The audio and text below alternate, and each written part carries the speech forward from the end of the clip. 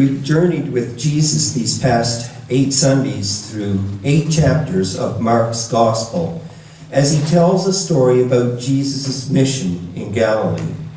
Now, as we begin our Lenten season, leading us to Easter, we follow Jesus on his journey to Jerusalem. Mark gives us 2 chapters about that journey and then devotes the last 6 chapters to Jesus' final week. The journey to Jerusalem is framed by Mark having Jesus foretell his death and resurrection, not once, but 3 times. It's not likely that Jesus actually did this, but is rather a reading back in history, the end of Jesus' life.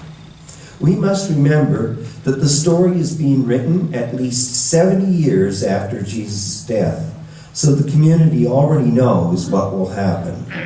However, the foretelling is significant because it acts as a backdrop to the road, the way, that leads ultimately to the cross. Today we hear the story of Jesus' transfiguration, where the radiance of the Spirit in him, that Jesus first discovers at his baptism, is now witnessed by his followers on the mountaintop. Reading Mark 8:27 to 9:13. Jesus went on with his disciples to the villages of Caesarea Philippi, and on the way he asked them, "Who do people say that I am?" And they answered, "John the Baptist, and others Elijah, and still others one of the prophets." He asked them, "But who do you say that I am?" Peter answered him, "You are the Messiah." And he sternly ordered them not to tell anyone about him. Then Jesus began to teach them that the Son of Man must undergo great suffering and be rejected by the elders, the chief priests, and the scribes, and be killed, and after 3 days rise again. He said all this quite openly, and Peter took him aside and began to rebuke him. But turning and looking at his disciples, he rebuked Peter and said, "Get behind me, Satan, for you are setting your mind not on divine things, but on human things." He called the crowd with his disciples and said to them, "If any want to become my followers, let them deny themselves and take up their cross and follow me. For those who want to save their life will lose it, and those who lose their life for my sake and for the sake of the gospel will save it. For what will it profit them to gain the whole world and forfeit their life? Indeed, what can they give in return for their life?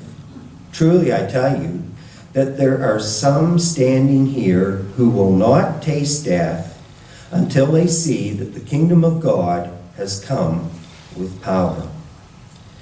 6 days later, Jesus took with him Peter, James, and John, and led them up a mountain apart by themselves. And he was transfigured before them, and his clothes became dazzling white, such as no one on earth could bleach them. And there appeared to them Elijah and Moses, who were talking with Jesus. Then Peter said to Jesus, "Rabbi, it is good for us to be here. Let us make 3 dwellings, one for you, one for Moses, and one for Elijah." He did not know what to say, for they were terrified. Then a cloud overshadowed them, and from the cloud there came a voice, "This is my Son, the beloved. Listen to him." Suddenly, when they looked around, they saw no one with them anymore, but only Jesus. As they were coming down the mountain, Jesus ordered them to tell no one about what they had seen until after the Son of Man had risen from the dead. So they kept the matter to themselves, questioning what this rising from the dead could mean. Then they asked him, "Why did the scribes say that Elijah must come first?" Jesus said to them, "Elijah is indeed coming first to restore all things. How then is it written about the Son of Man that he is to go through many sufferings and be treated with contempt? But I tell you that Elijah has come, and they did to him whatever they pleased, as it is written about him. Hear what the Spirit is saying to the church. Thanks be to God.